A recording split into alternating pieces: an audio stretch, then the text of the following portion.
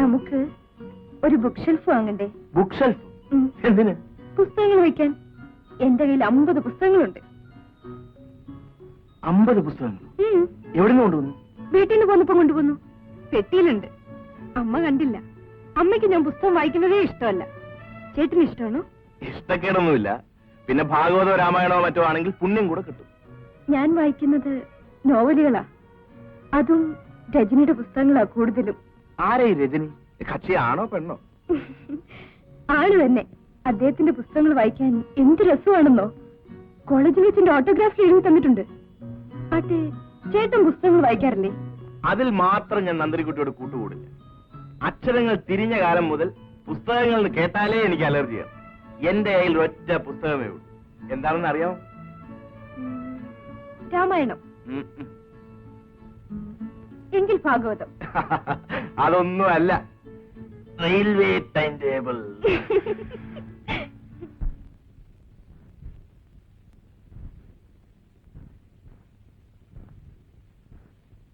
എപ്പോഴാണ് നിങ്ങൾ കൂടുതൽ വിയർക്കുന്നത്? പെണ്ണുങ്ങളെ കാണുമ്പോഴോ അതോ അവരുമായി സംസാരിക്കുമ്പോഴോ? ഏതെങ്കിലും ഒരു പെണ്ണിനെ കാണുമ്പോ എന്റെ ശ്വാസത്തിന്റെ വേഗത വർദ്ധിക്കും. അവരെന്നെ ഒന്ന് സൂക്ഷിച്ചു നോക്കിയാ എന്റെ ഹാർട്ട് ബീറ്റ് കൂടും. അവരുമായി സംസാരിക്കുമ്പോ ഞാൻ ആകെ വിയർക്കും. പ്രായം കൂടിയ സ്ത്രീകളെ കാണുമ്പോഴോ അതോ ചെറുപ്പക്കാരികളെ കാണുമ്പോഴോ കൂടുതൽ? അങ്ങനെ വ്യത്യാസമൊന്നുമില്ല. ഇതുകൊണ്ട് വല്ല ബുദ്ധിമുട്ടും നിങ്ങൾ തോന്നിയിട്ടുണ്ടോ? ഉണ്ട്. ഓഫീസിൽ വരുന്ന ആൾക്കാരുടെ മുമ്പിൽ പോലും ഞാൻ കൊച്ചാകാറുണ്ട്. അപ്പച്ചന്റെ അമ്മച്ചിയുടെയും ഇളയ മോനാണ് ഞാൻ. അവരെന്നെ വിവാഹം കഴിക്കാൻ നിർബന്ധിക്കുന്നു. പക്ഷെ ഈ ചുറ്റുപാട് വിവാഹം കഴിച്ചാൽ എന്റെ ദാമ്പത്യ ബന്ധം തകർന്നു പോകുമെന്ന എനിക്ക് പേടി. ഓഫീസിൽ തന്നെയുള്ള എല്ലാവരും എന്നെ വെറും ഒരു മഫനായിട്ടാണ് കാണുന്നത്.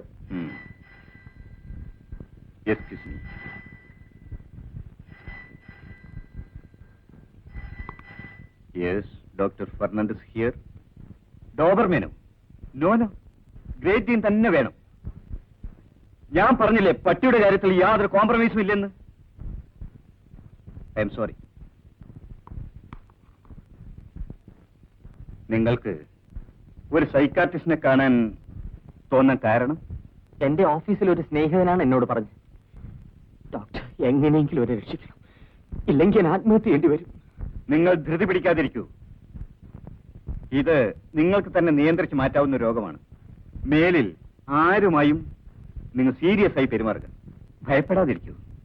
എന്നും രാവിലെ എഴുന്നേറ്റ് 5 മിനിറ്റ് മനസ്സൊന്ന് ഏകാഗ്രമാക്കി ഇരിക്കാൻ ശ്രമിക്കുക. I mean concentration. ഒരാഴ്ച കഴിഞ്ഞ്, അതായത് 28-ാം തീയതി വൈകുന്നേരം 4 മണിക്ക് ഇവിടെ വരിക. Thank you doctor. Doctor, yes.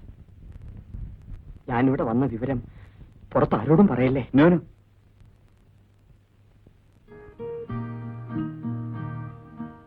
നന്ദിനിക്കുട്ടി, മീശയ്ക്ക് ഇത്രയും കനം വേണോ അതോ കുറയ്ക്കണം? ഇത് മതി. വലിയ മീശയാ നല്ലത്. ശരി, എങ്കിൽ കുറയ്ക്കുന്നില്ല. ഞാനൊരു കൊച്ചു സുന്ദരനാണ് അല്ലേ നന്ദിനിക്കുട്ടി? അല്ല, പാട്ടും കേട്ടിങ്ങനെ നിന്നാലോ? പോയി കടവടയ്ക്ക്. ജയിലും വൈഫും കാത്തിരിക്കും.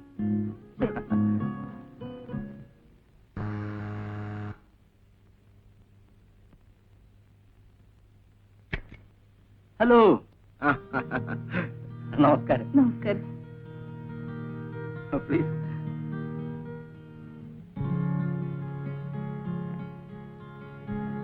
മോൾ എന്നാ ഇത്ര വലുതായത്?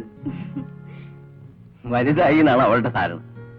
കേട്ടോ നന്ദിനിക്കുട്ടി, ഇതാണ് എന്റെ ഏക സന്താനം, സമ്പാദ്യം. മോക്ക പുതിയ ആന്റി ഏതാണെന്ന് പറയാമോ? എന്റെ പേര് അറിഞ്ഞൂടെ? ആരാ കാണുമ്പോഴൊക്കെ ടോഫി വാങ്ങി തരുന്നത്? ആന്റിയോ? അല്ല, മിസ്സസ് എവിടെ? പൂജാമുറിയില്ല. ഇനി ദൈവവുമായിട്ടുള്ള അഭിമുഖ സംഭാഷണം കഴിഞ്ഞ് വരുമ്പം 1/2 മണിക്കൂറെങ്കിലും ആകും. ആ, പൂജ തീർന്നോ?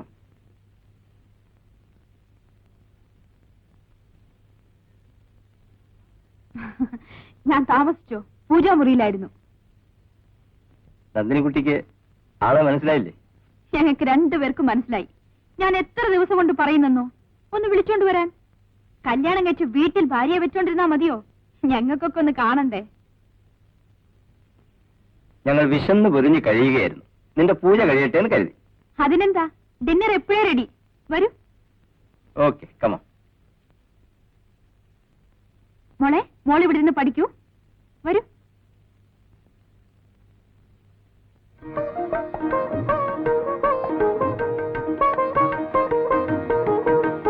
കഴിക്കൂ. ഇന്ന് നന്ദിനിക്കുട്ടിക്കുള്ള സൽക്കാരായതുകൊണ്ട് എല്ലാം സ്പെഷ്യലാ.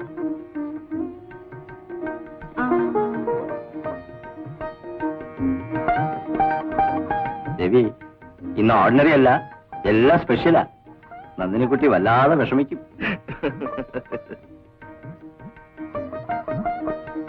നീ ഉണ്ണുന്നില്ലേ? ഞാൻ പിന്നെ ഇരുന്നോളാം. നന്ദിനിയെ കാണുമ്പോ ഞാൻ ആരെയോ ഓർക്കുന്നല്ലോ. ആ, മൈസൂർ ആശ്രമത്തിൽ വെച്ചൊരു സന്യാസിനെ കണ്ടു. അയ്യോ, ഇതേ ചായ തന്നെയാ. എടോ, താൻ ആശ്രമത്തിൽ നിന്ന് കട്ടുകൊണ്ടുവന്നാണോ? എന്റെ കറികളൊക്കെ എങ്ങനെയുണ്ട്? വളരെ നന്നായിട്ടുണ്ട്. പ്രത്യേകിച്ച് അത് അല്ലേ? ആ, അതിന്റെ പേര് കഫേ ഡയാബ്ലോന്നാ. ഉണ്ടാക്കാൻ വലിയ പാടാ. വസന്തി, ആ എഗ്മരാബിലെ കൊണ്ടുവന്നില്ലല്ലോ. അയ്യോ, എങ്ങനെയുണ്ട് രവി സ്പെഷ്യൽ? തൊണ്ടയിൽ ഇറങ്ങുന്നുണ്ടോ? അതിനുകൂടി ആ ചോപ്പില്ലേ, അവൻ വയറാക്കുന്ന സാധനമാ.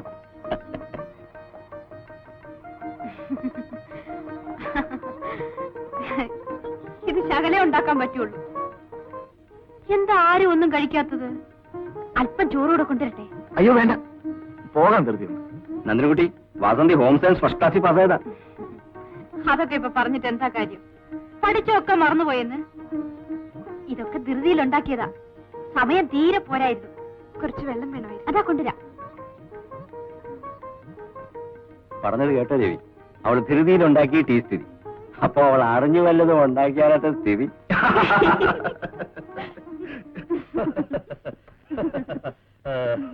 അയാൾ 10 മിനിറ്റിനകം ഇവിടെ വരും. മറ്റുള്ളവരെല്ലാം എത്തിയിട്ടുണ്ടല്ലോ. എല്ലാരും വന്നിട്ടുണ്ട്. ഡാഡി എപ്പോ ഉണരുന്ന് പറയണം. അരമണിക്കൂറിനകം ഉണരുമെന്ന് പറയണം. അയാൾ മടങ്ങിപ്പോയാലോ? യാതൊരു കാരണവശാലും അയാൾ മടങ്ങിപ്പോയരുത്. ഡാഡിക്ക് അയാളെ നന്നായി ഒന്ന് സ്റ്റഡി ചെയ്യണമെന്നുണ്ട്.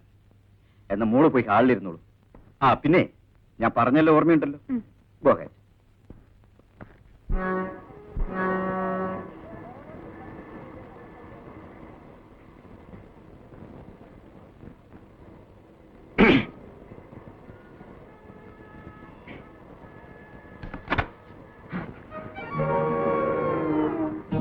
Dr. Fernandez. Please come. That's okay.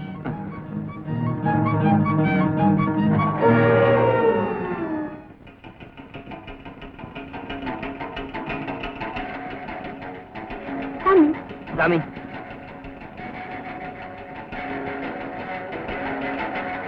Sit down.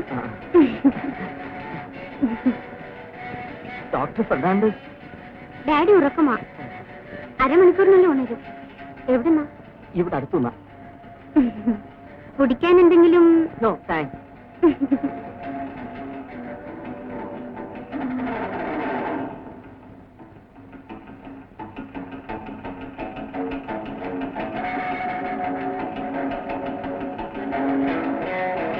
എന്തിനാ കിതയ്ക്കുന്നേ?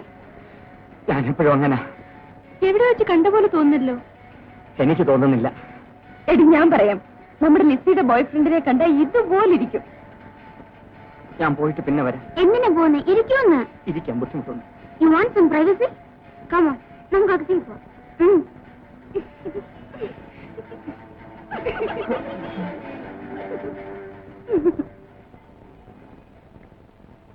ഇരിക്കൂ.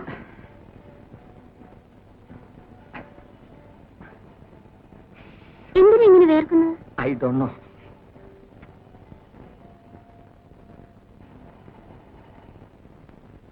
എന്താ തലവണിച്ചിരിക്കുന്നത്?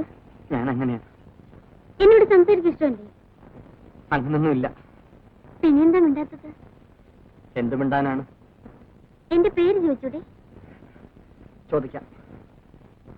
എന്നാ ചോദിക്കൂ. പേരെന്താണ്? ജൂഡിത്ത്. എന്താ പേര്? ജൂഡിത്ത്. എന്റേതല്ല, യുവർ. മാത്യൂസ്. വിസിറ്റിംഗ് കാർഡ് ഉണ്ടെങ്കിൽ ഒരെണ്ണം തരാമോ? ആ.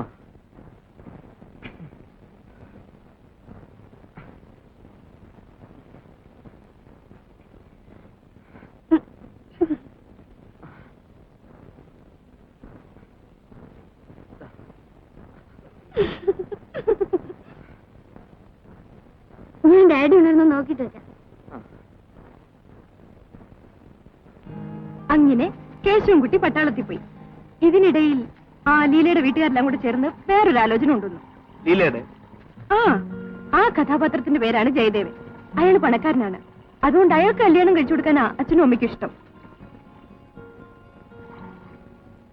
അപ്പോ മറ്റേയാൾക്ക് കല്യാണം കഴിച്ചു കൊടുക്കാനാണ് അച്ഛനും അമ്മയ്ക്കും ഇഷ്ടം. കഥ അവിടെ നിൽക്കട്ടെ, ബാക്കി പിന്നെ പറയാം. ഇനി മുമ്പ് പറഞ്ഞ കഥ തുടരാം. അച്ഛനും അമ്മയ്ക്കും വിവാഹത്തിന് ഇഷ്ടമാണ്. അങ്ങനെ ആ വിവാഹം നിശ്ചയിച്ചു. ആ കേൾക്കുന്നെങ്കിൽ മൂളണം. ആ ശരി ശരി, മൂള. വിവാഹത്തിനുള്ള ഒരുക്കങ്ങളൊക്കെ പൂർത്തിയായി. പന്തലും കെട്ടി. വിളിക്കേണ്ടവരെയൊക്കെ വിളിച്ചു. അങ്ങനെ കല്യാണ ദിവസം വന്നു. മുഹൂർത്തമായപ്പോ പെണ്ണിനെ കാണാനില്ല. എല്ലാരും അന്വേഷണമായി. പെണ്ണിനെ പലയിടത്തായി ആ ഗ്രാമത്തിൽ കണ്ടവരുണ്ട്. പക്ഷെ ആരും തീർച്ച പറയുന്നില്ല. എന്താ മൂളാത്തെ? എന്നത്തേക്കാ സാർ ടിക്കറ്റ്? 24 തീയതി വൈകുന്നേരത്തെ ഫ്ലൈറ്റ്. കുഴപ്പമൊന്നും കാണത്തില്ലല്ലേ? ഒരു കുഴപ്പമില്ല. Will get it. Thank you. Welcome.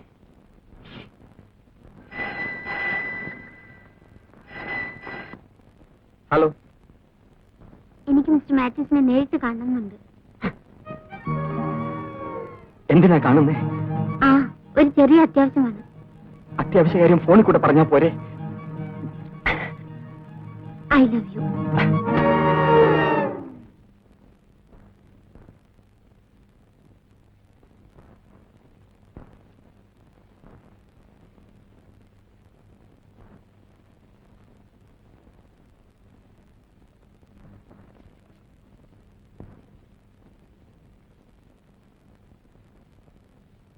പുസ്തകം വായിക്കുന്നതിൽ എന്താ ഒരു തകരാറ്?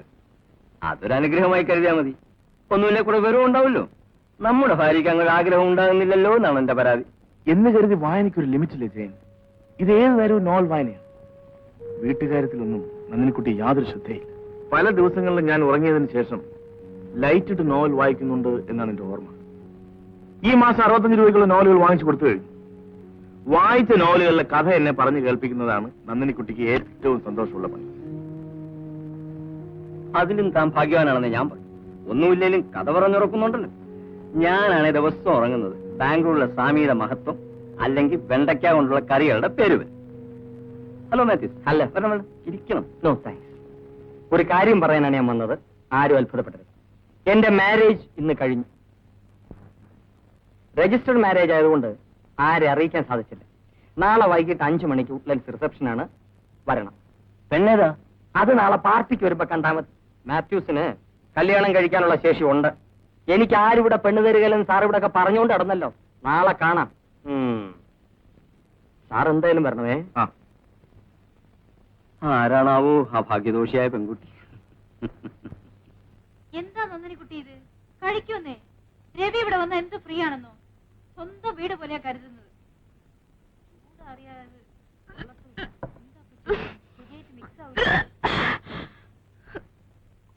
അയ്യോ നന്ദിനിക്കുട്ടി, എന്തു പറ്റി? എന്തു പറ്റി? ഒന്നുമില്ല. ഓഹോ, അത് ശരി. നന്ദിനിക്കുട്ടി പറ്റിച്ചു അല്ലേ?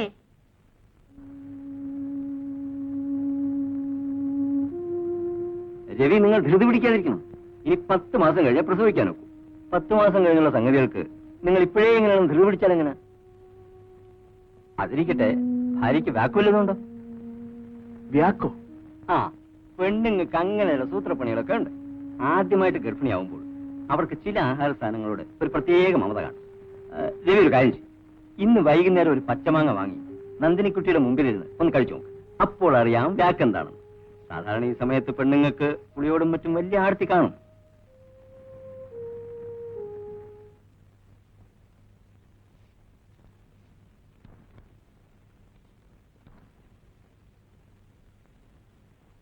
നന്ദിനിക്കുട്ടി ഇതേവരെ എന്ത് ചെയ്യുകയായിരുന്നു?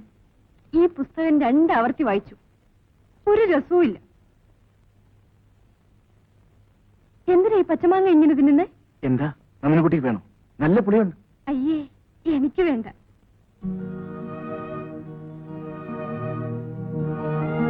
ഇപ്പൊ വേറെന്തെങ്കിലും കഴിക്കാൻ തോന്നുന്നുണ്ടോ? ഞാനൊരു കാര്യം പറഞ്ഞാൽ കേൾക്കാമോ? എന്നെ ദേഷ്യപ്പെടരുത്. ഇല്ല. രജനിയുടെ ഒരു പുതിയ പുസ്തകം പുറത്തിറങ്ങിയിട്ടുണ്ട്. അതിന്റെ റിവ്യൂ പത്രങ്ങളിലുണ്ടായിരുന്നു. അതൊന്ന് വാങ്ങിക്കൊണ്ടുവരാമോ? പിന്നെന്താ, ഞാൻ നാളെ ഓഫീസിൽ വരുമ്പോ വാങ്ങിക്കൊണ്ടുവരാം. എനിക്ക് ഇന്ന് തന്നെ അത് വായിക്കണമെന്ന് തോന്നുന്നു. ടൗൺ വരെ ഒന്ന് പോയാ മതിയല്ലോ. ശരി, ഞാൻ വാങ്ങിട്ട് വരാം.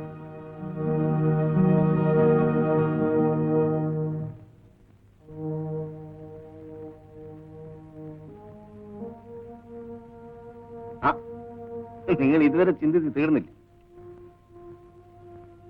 ഞാൻ പറഞ്ഞു കേക്ക്, ഇത് മാനസിക രോഗമൊന്നുമല്ല. ഇനി എല്ലാ പെണ്ണുങ്ങൾക്കും വ്യാക്ക് വരണമെന്നുമില്ല.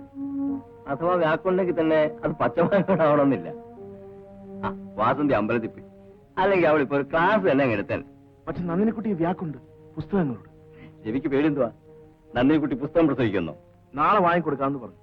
അപ്പൊ ഇന്ന് തന്നെ വേണോ? ഞാൻ ടൗണിൽ നിന്ന് ആ പുസ്തകം വാങ്ങി വരികയാണ്. വായനയിൽ ഇങ്ങനൊരു താല്പര്യം ലോകത്താർക്കെങ്കിലും കാണും? എനിക്ക് സംഗതി മാനസികം എന്നല്ലേ തന്റെ ഭയം? സംശയം ഇപ്പൊ തീർത്തേക്കാം. നമുക്ക് ഡോക്ടർ ഫെർണാണ്ടസിനെ ഉടൻ തന്നെ കാണാം. ബാബാ, ഇതാണ് കാര്യം. ഞാൻ നോക്കിയിട്ട് മനുഷ്യന് വേറെ യാതൊരു പണിയില്ലെന്ന് തോന്നുന്നു. വെറുതെ പത്രങ്ങളിലും മാസികകളിലും ഒക്കെ മാനസികം കിടന്ന് കളിക്കുക. ഒന്ന് തുമ്മിപ്പോയാ മാനസികം, ഒന്ന് തടിച്ചുപോയാ മാനസികം. പിന്നെന്താണ് മാനസികമല്ലാത്തത്? ഞാനത് പറഞ്ഞു ഡോക്ടർ, രവിക്ക് വിശ്വാസം വരുന്നില്ല. അതുകൊണ്ടാണ് ഞങ്ങൾ ഇപ്പോൾ തന്നെ ഇങ്ങോട്ട് വന്നത്. മിസ്റ്റർ രവി, നിങ്ങളുടെ ഭാര്യയ്ക്ക് യാതൊരു കുഴപ്പവുമില്ല.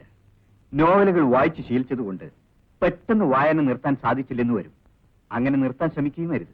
അതിരിക്കട്ടെ, നിങ്ങൾക്ക് വായനയിൽ താല്പര്യമുണ്ടോ? ഇല്ല. അതാണ് കുഴപ്പം. അവർ വായനയിലും നിങ്ങൾ ബിസിനസ്സിലും താല്പര്യം കാണിച്ചാൽ വല്ല സംഗതിയും നടക്കുമോ? ഒരു കോംപ്രമൈസിന് ശ്രമിക്കണം. മനസ്സിലായില്ല.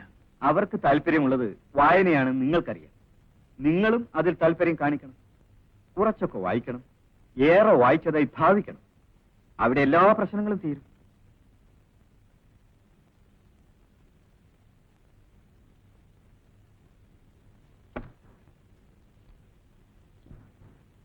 സരിത, കറുത്ത മുത്ത്, ജീവിതം, അലമേലു. ഓ, വായന തുടങ്ങിയോ?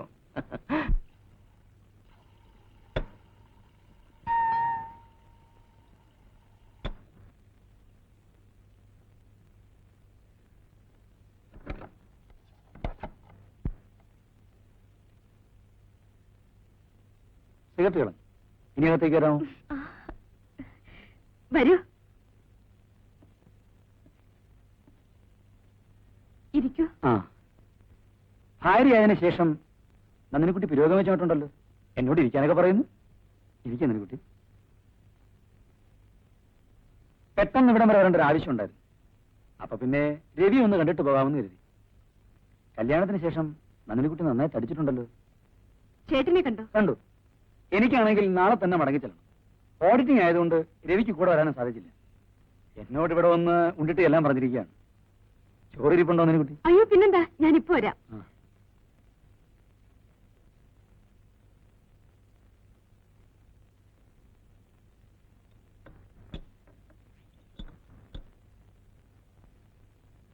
നന്ദിനിക്കുട്ടിയെ ഞാൻ സമ്മതിച്ചിരിക്കുക. ഇതെല്ലാം കൊടുത്താണ് അവനോട് താമസിപ്പിച്ചിരിക്കുന്നത്. എന്താ? ഞങ്ങൾ ഒരുമിച്ച് താമസിക്കുമ്പം അവൻ വലിയ ശാപ്പാട് പ്രിയനായിരുന്നു. കോഴിയിറച്ചി ഇല്ലാതെ അവന് ചോറിറങ്ങുകയില്ല. 5 രൂപയ്ക്കുള്ള കോഴിയിറച്ചി തിന്നാൻ 10 രൂപ ടാക്സിക്ക് കൊടുത്തവൻ പോകായിരുന്നു. പിന്നെ ലതയുടെ കത്തുവല്ലം വരാറുണ്ടോ? 2 ആഴ്ച മുമ്പ് വന്നിരുന്നു. അവരുടെ ഭർത്താവിന് കാനഡയ്ക്ക് പോകാൻ ചാൻസ് വന്നിട്ടുണ്ട്. അങ്ങനാണെങ്കിൽ അവളൂടെ പോകാൻ ശ്രമിക്കുക. അവൾ എല്ലാ കത്തിലും നന്ദിനിക്കുട്ടിയെ പറ്റി ചോദിക്കാറുണ്ട്. മോഹനേട്ടൻ എന്താ കല്യാണം കഴിക്കാത്തെ?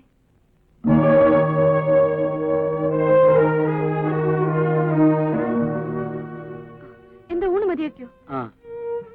എന്തോ വിശപ്പ് കേട്ട പോലെ.